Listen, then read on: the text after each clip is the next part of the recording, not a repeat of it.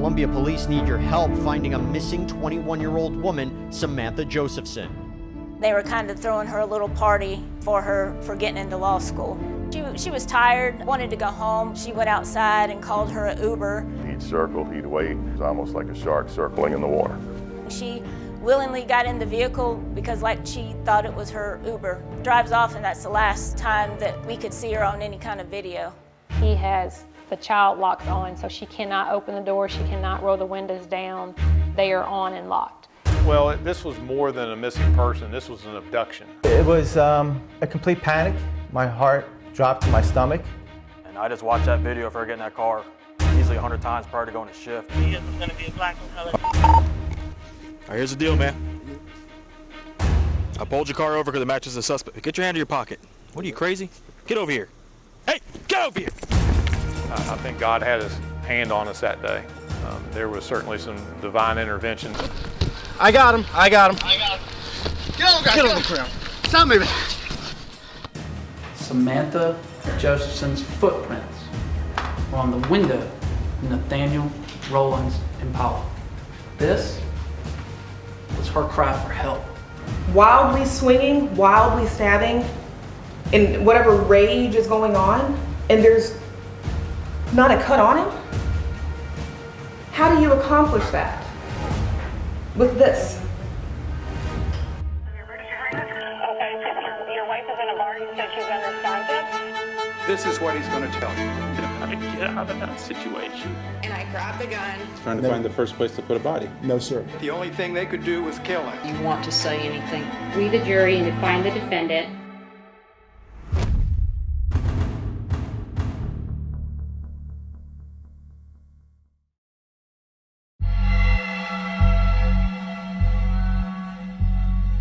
Columbia is home to the University of South Carolina.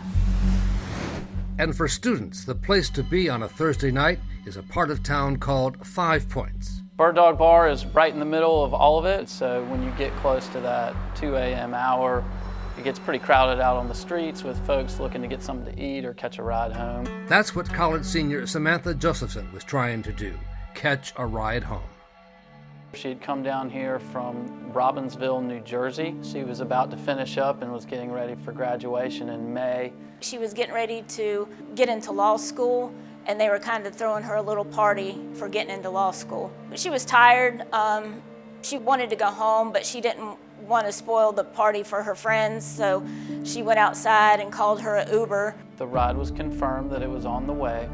As she was waiting, she talked to her boyfriend again on the phone. It seems that when she walked outside, as opposed to taking a right, which is where she was supposed to meet the ride, she took a left. So they never got synced up together, and eventually the actual Uber driver had to cancel the ride because he could not find her to pick her up. She's still looking for the ride. She doesn't realize that it's been canceled at this point. There were several other ride shares that came by. She walked up to the car, tried to approach it as if it was hers, and then quickly realized it was not hers. She then goes back over to the corner, to the curb, and stands there and continues to wait. The Uber was supposed to be a dark-colored Dodge, but a dark-colored Chevy Impala is also nearby. So the Chevy had been driving around 5 Points already. There was video surveillance of the car circling through 5 Points for about the previous 15 minutes or so, and including one time it had driven by about 5 minutes prior. He'd circle, he'd wait, never engaging with anybody, never stopping to talk to anybody, but just circling the area. It's almost like a shark circling in the water. She's standing outside alone. The Chevy then does a U-turn about a block away and comes back around, and as he approaches where she's standing, pulls into the parking lot next to where she is. Samantha looks towards him as if, oh, that's my ride. He spent a lot of time in search of a victim, and he found somebody that, was vulnerable and obviously confused on, what car was her Uber ride, and took advantage of that. She had been drinking that night, but she didn't look like she was in any kind of distress or anything. She willingly got in the vehicle because she thought it was her Uber. Drives off, and that's the last time that, we could see her on any kind of video. The darkened windows made it impossible to see what was happening inside, but the car was driving off in the wrong direction. So it wouldn't have taken very long for her to recognize he was not driving in the direction of her apartment. He has the child locks on, so she cannot open the door, she cannot roll the windows down. They are on and locked.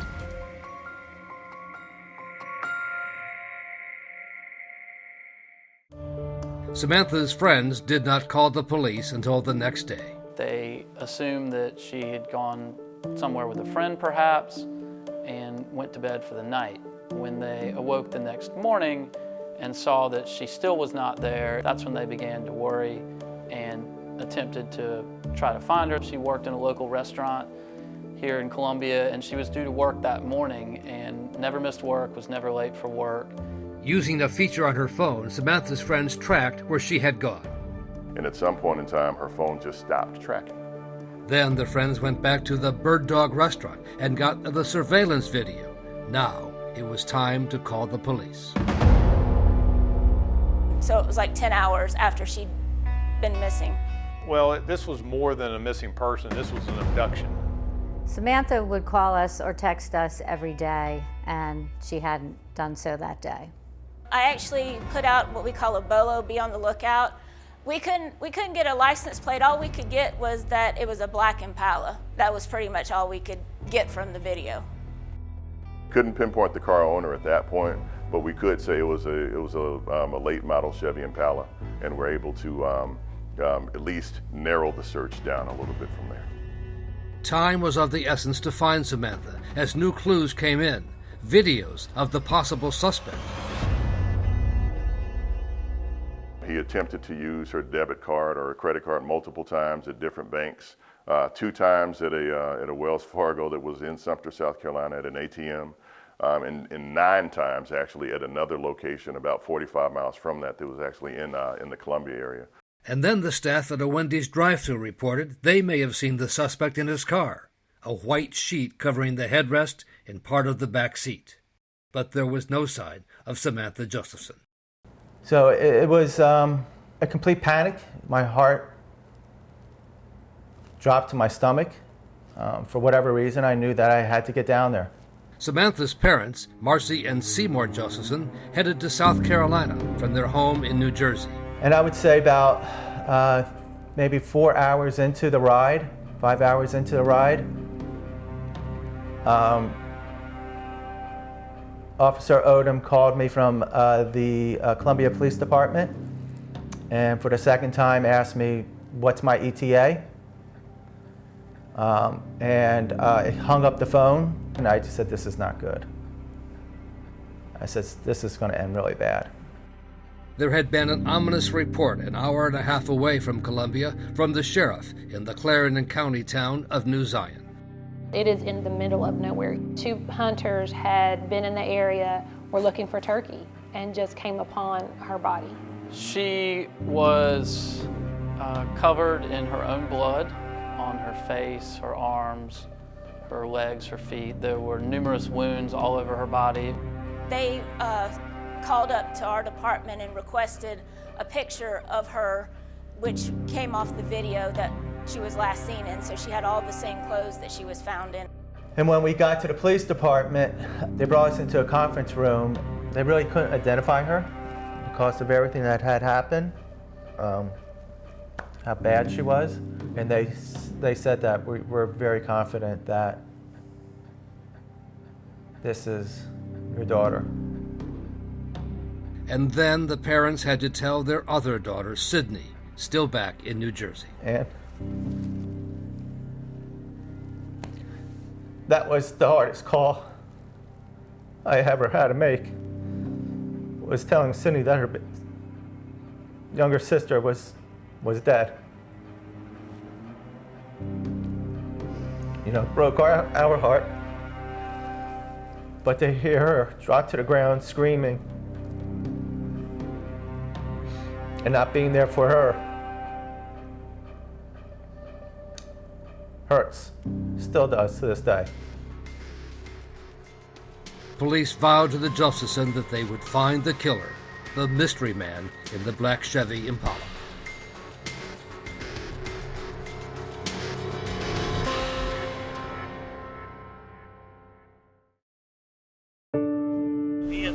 black in color. You know, there was immediate fear throughout the community and that we had a predator on the loose. We literally were looking for a black Impala citywide. We had every officer that was available looking for that car, and you know, we had our foot on the accelerator and we didn't take it off till we were able to make an arrest. That's something that doesn't really happen in our city. And I just watched that video of her getting that car easily 100 times prior to going to shift. I wanted that car. When Columbia police officer Jeffrey Kraft began his shift, he decided to patrol around the same 5 Points area where Samantha Josephson had disappeared. And I just circulated that area for hours and hours and hours looking for that car matching that description. And happened to find it within a couple blocks away from where the incident took place.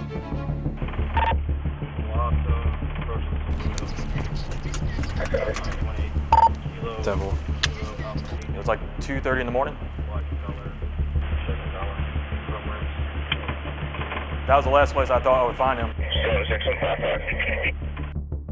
It's an adrenaline rush, and it took him a couple seconds to pull over, and you can see some movement going on in the car.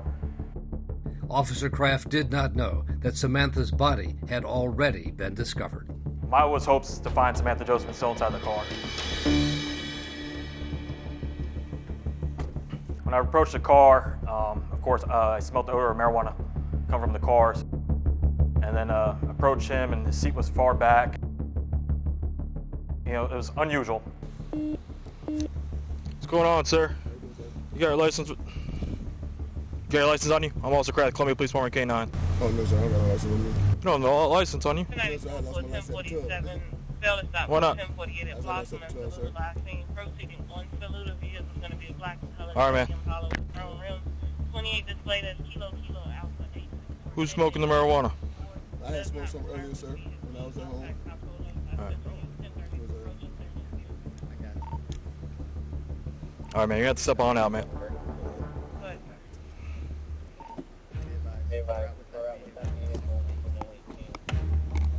right, here's the deal, man. I pulled your car over because it matches the suspect. Get your hand in your pocket. What are you, crazy? Get over here. Hey, get over here! Go and run it! Hey, I'm gonna release the dog! I can't, I was just gonna see if he'll stop. Bravo Mike wearing a gray sweatpants, gray sweatshirt.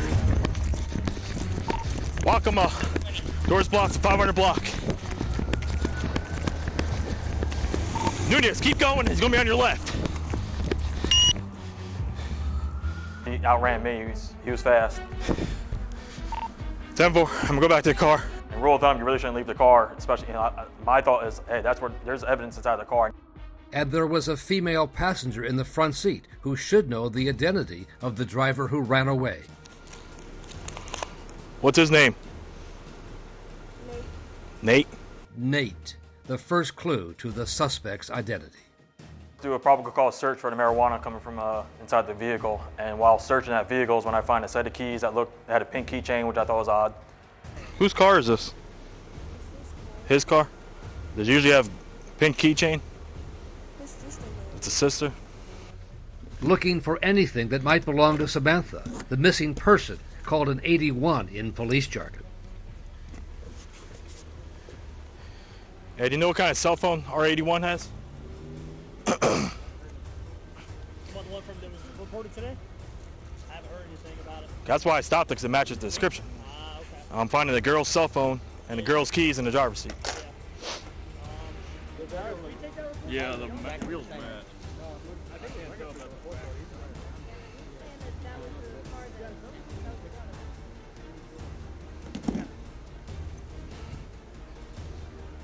Yeah, that's a pink iPhone. Pink keys with a USB drive. They're just good for students. Right, yeah. And the keys labeled room. Yeah. So it's kind of weird. And then once we go in the back seat, another officer brought up to my attention saying, hey, you know, we found a bunch of blood in the back seat. Look at the back seat right here. There's blood all over his car, man. Yeah, we're not going to touch anything else. Yeah. Just leave what we got for now. Makes sense now. And that's when we're like, hey, we got a major crime scene here, possible murder, scene of a murder. Let's back up and call our professionals, crime scene Texas. I got him. Get on the ground. Stop moving. It didn't take long to track down the driver. Multiple officers came to the area, and they were able to secure him about 2 blocks away from the area where he ran, ultimately. I'm going to read your rights, sir, all right? The right to remain silent. Anything you say can will be used against the court of law. At that point, he wasn't really saying a whole lot and wasn't even saying what his name was. It's a yes or no answer. Come on, man. Sit up. Yeah, I know. You're tired after running. I get it. But sit up. Come on, man. Do you understand each of these rights I've explained to you? Yes or no? He claimed he had the flu, so the officers called EMTs to check him out and then take him in for questioning, soon identified as Nathaniel Rowland, 24 years old. He was reluctant to provide much information. Initially, he denied having been in 5 Points the night before. He indicated that he had been going to house parties the night before, but he could not provide any specific information about who he was with or what parties he was at or anything of that nature. And Rowland denied having been anywhere near the town of New Zion, where Samantha's body had been discovered. Investigators later found out that his parents actually still live, and his family still lives in the New Zion area. So New Zion is not a big town. It's a small place. It's not some place that you go to unless you're trying to get there. And as you start putting the pieces of the puzzle together, that was one of those pieces that was a major piece. That just, the place where she's found just happens to be a little, a mile as the crow flies from his family home. But investigators were scratching their heads over why Rowland, if he was indeed the killer, would have driven right back into the 5 Points area where police were looking for a black Chevy Impala. Well, that's a great question for a psychiatrist, I guess. For us, better to be lucky than good sometimes. And it's a good thing for us that criminals often make bad decisions, poor decisions. Don't know what was going through his mind. I think God had his hand on us that day. There was certainly some divine intervention. But prosecutors knew it was going to take more than divine intervention to build a case against Nathaniel Rowland that would stand up in court.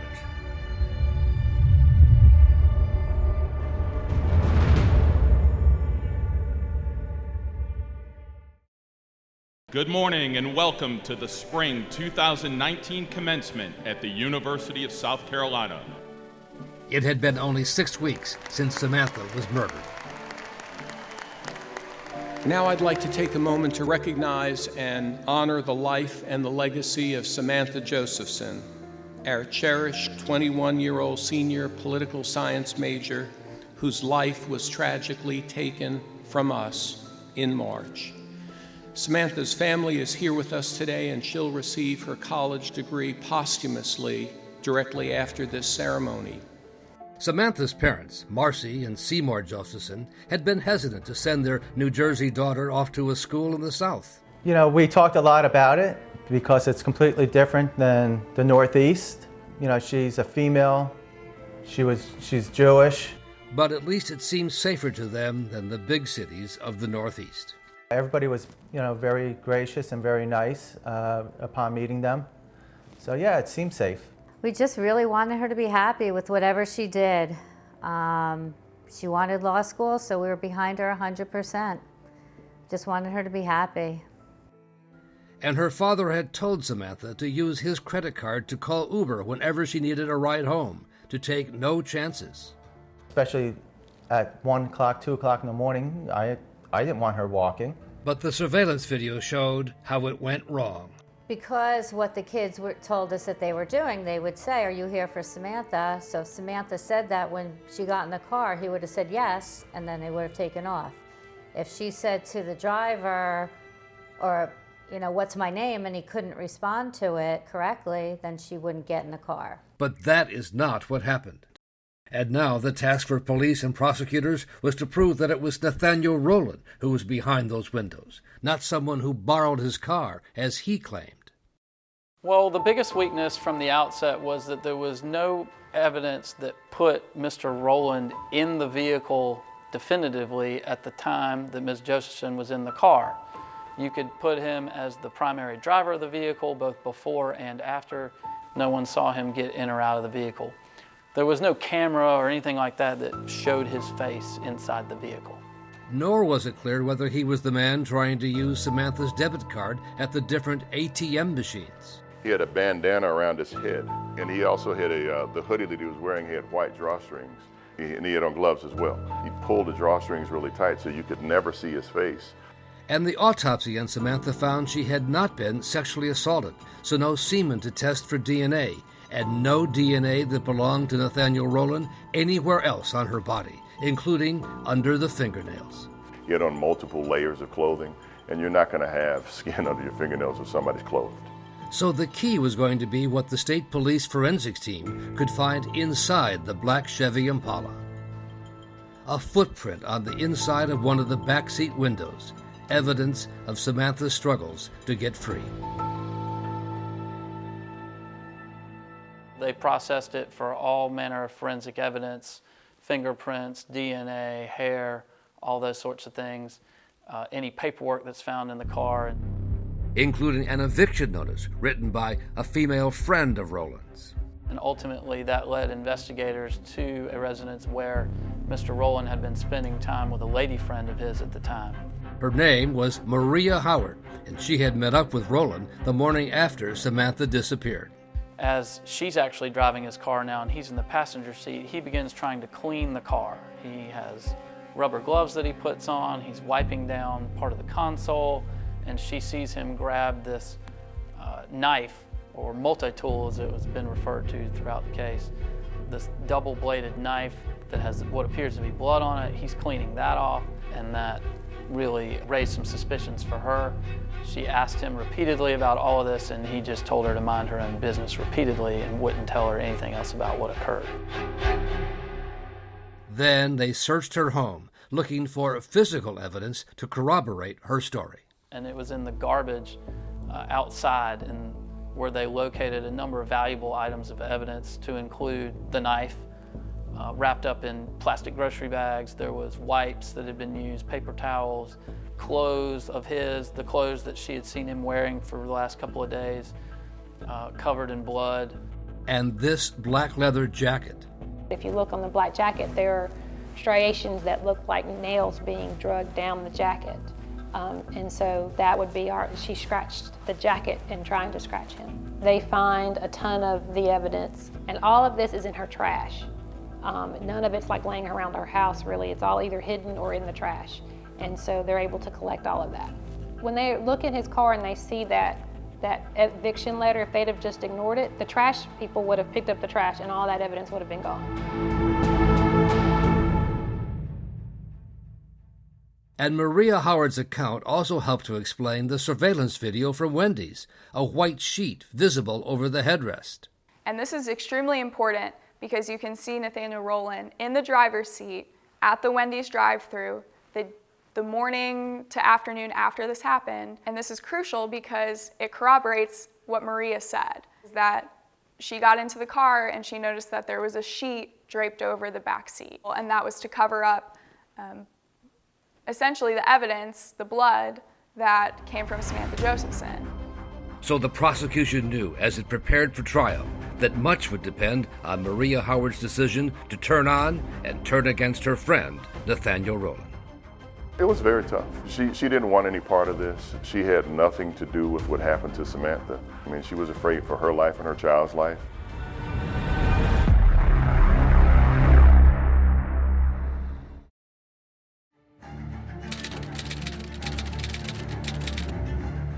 We had to be present at the trial for Samantha as a family unit, as our friends. We just needed to be there to make sure that he got what he deserved. We'll proceed now to opening statements from the state. Solicitor Byron Gibson opened the case for the prosecution. Ladies and gentlemen of the jury, March 28th, 2019 was supposed to be a celebration.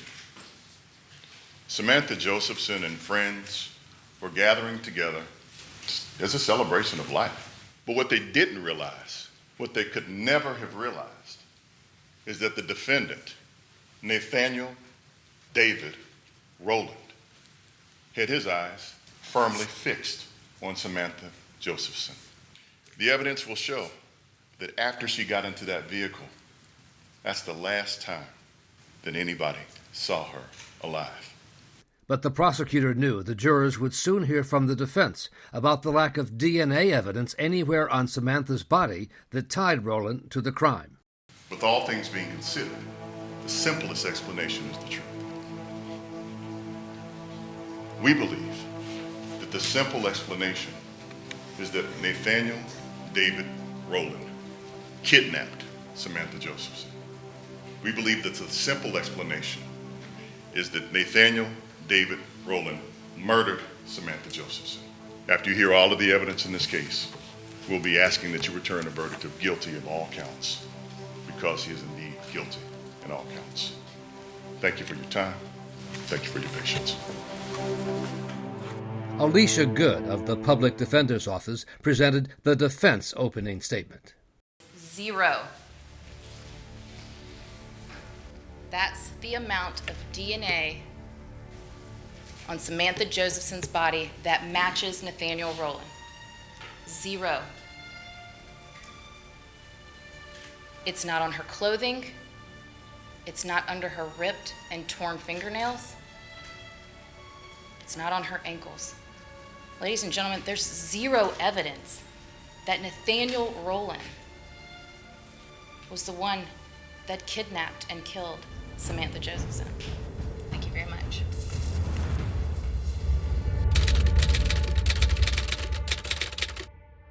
Today would now call Maria Howard. Please have a seat. State recording for this. She was crucial to the case. They had to hear from somebody other than cops and analysts. They needed to hear from somebody who had spent some time with Mr. Rowland. Rowland's girlfriend described how she first wondered what happened to the visor she needed for her work that was missing from the Chevy Impala. Did you ask him about that? Yes, ma'am. And what did he tell you? That it was in the country. And what did you say to that? Why would it be in the country? And what did he tell you? It had blood on it. I'm gonna need you to repeat that. It had blood on it. He told you that the visor had blood on it? Yes, ma'am. Did you ask him, what'd you ask him? Why would that have blood on it? And what did he tell you? You tell me. Mind my business. Mind your business. Did you ask him again? Yes. And what did he tell you? Mind my business. And what, if anything, did you notice about the car at that point? That it was like dry blood in the car. Where in the car? On the dashboard and beside the seats. And where else did you see blood? In the back seat. In the back seat. Was anything else in the back seat? It was a sheet over the back seat and the back of the driver's seat.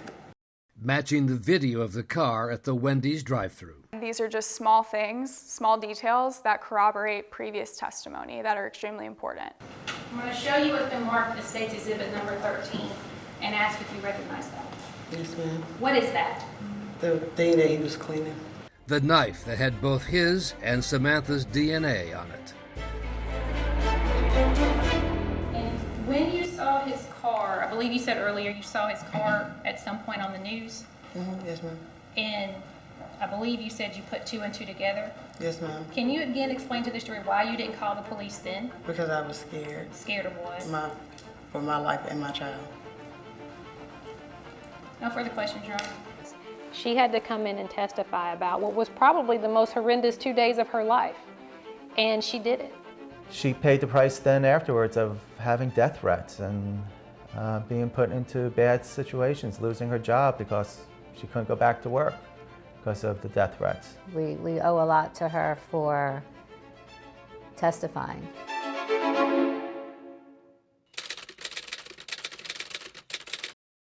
The prosecution had played long stretches of the surveillance video showing the black Chevy Impala that night, but it was impossible to see who the driver was.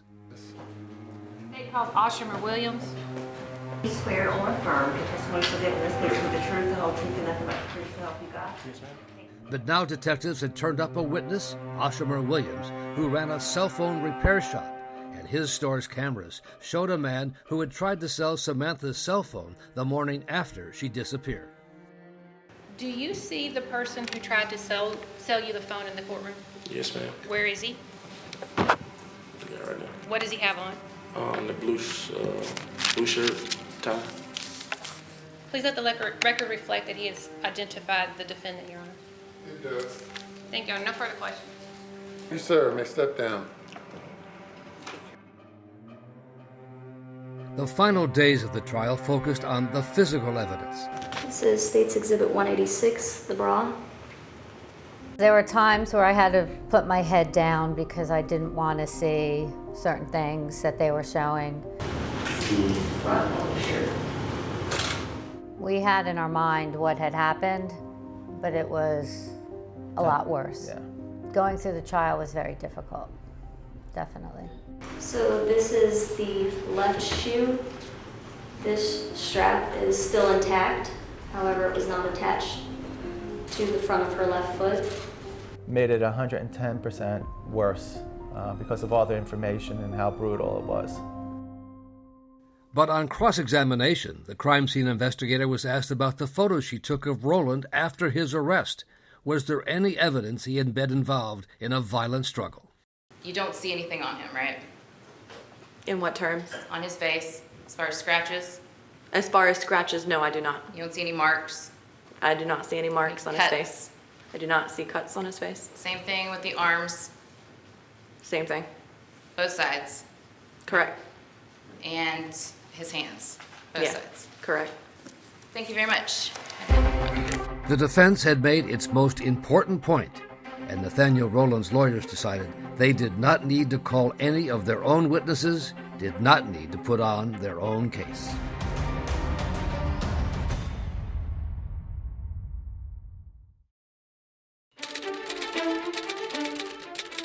Good morning.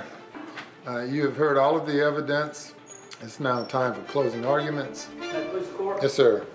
Your Honor, ladies and gentlemen, 21-year-old Samantha Josephson did not deserve this. Samantha Josephson's blood was on everything. It was all over that car, the back seats, the headrests, and let's not forget that her blood was on the blade of this weapon, the one that he was seen cleaning in the car. Samantha Josephson's footprints were on the window of Nathaniel Rowland's Impala. The inside. This was her cry for help. This was her way to try to get somebody to help her and save her from him. But it also, what it did, she left a trail. She left her own trail of evidence. Her own trail leading right to the defendant. I told you before, Samantha's whole life was right there. It was right there in front of her. She could have been anything that she wanted to be. And it was right there for the taking to do whatever she wanted. The defendant did the taking. He took her from 5 points. He took her life. Good morning. Rowland's lawyer, Tracy Pinnock, pointed to the lack of evidence. Nathaniel Rowland did not have a mark on him. Not a cut, not a bruise. They checked him, and nothing. Now, how, in the backseat of a car, in the dark, with a young woman who is fighting for her life, somebody is supposed to hold this tool with a blade literally pointed in their direction and not injure themselves in some way? How somebody does that is beyond me. It's this long when it's together. Y'all look. Let's try it again. Look at it. Wildly swinging, wildly stabbing, in whatever rage is going on, and there's not a cut on him? How do you accomplish that? With this. She put up a fight, and Nathaniel Rowland had not a mark on him. That is what we know. They've created a narrative, and he's the villain in their narrative. Because for them, he is the easy answer.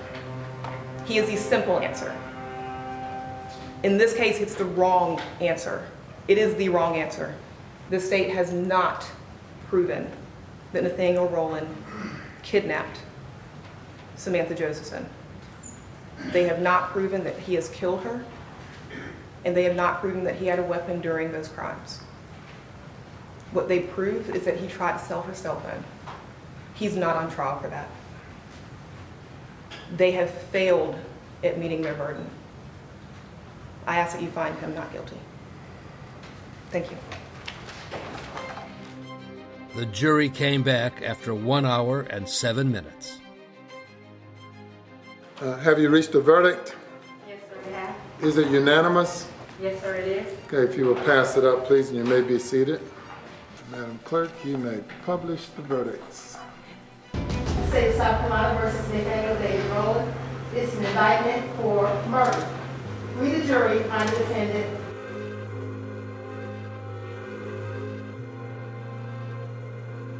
guilty.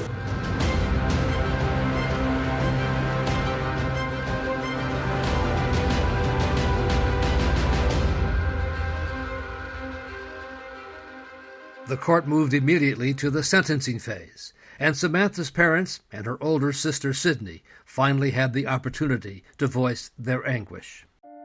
Nothing will replace her. Nothing I can say will bring her back. And nothing that I can say I know will ease my family's pain and heartache.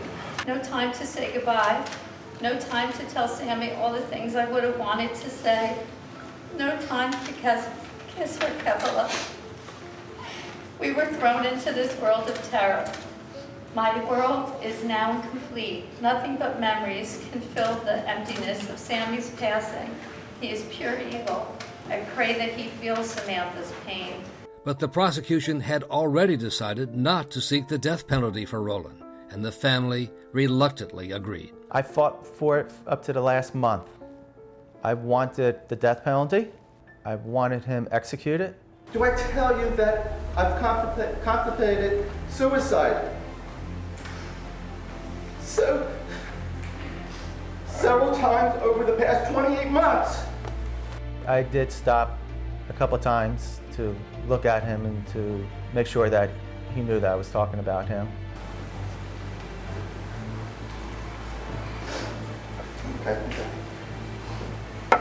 He, the monster, has stolen this bright light, this enthusiasm of life out of me. In the end, you have taken my baby away. Judge, I only wish we could inflict the same or more pain he inflicted upon Sammy. Please, I beg you, please, give him life and never see the light. The defense called Rowland's mother, Loretta, to speak for him. Thank you, Your Honor. The state have accused our son of a crime that he didn't commit. Ma'am, I'm not going to hear any claim of innocence. Okay. He's been convicted by the jury. Okay. He's a very caring young man. I know my son didn't do this. He is guilty of murder. And if you had any testimony that you wanted to give for the jury to consider, the trial was the time to do that. I'm not listening to any claim of what he did not do.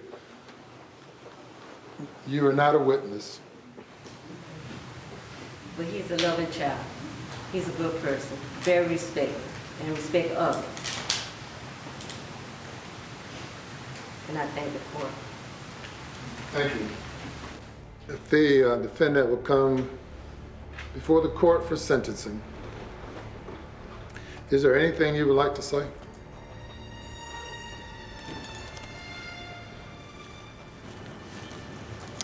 Your Honor,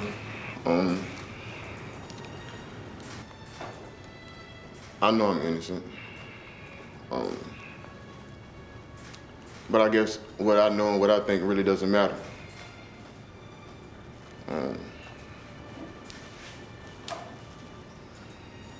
I just wish the state would have done more in finding out who the actual person was, instead of being satisfied with with detaining me and proving my guilt.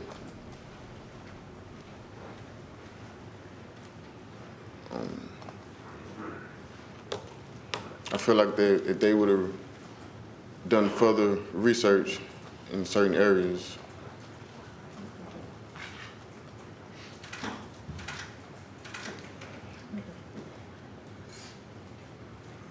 that's all, y'all.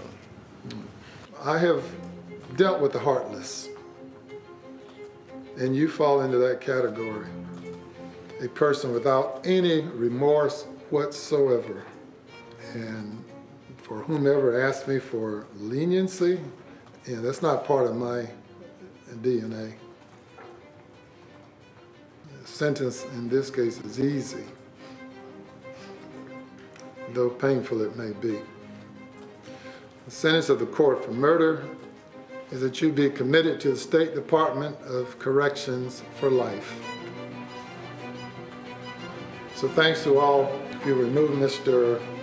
Rowley from the courtroom.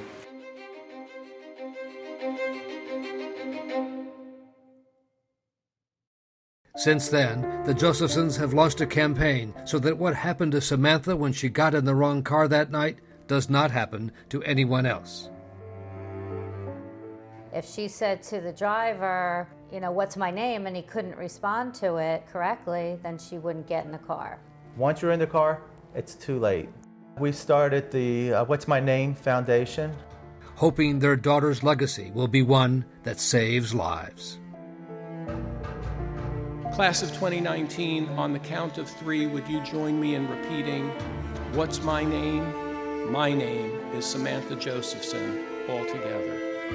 1, 2, 3. What's my name? My name is Samantha Josephson. Thank you, everybody.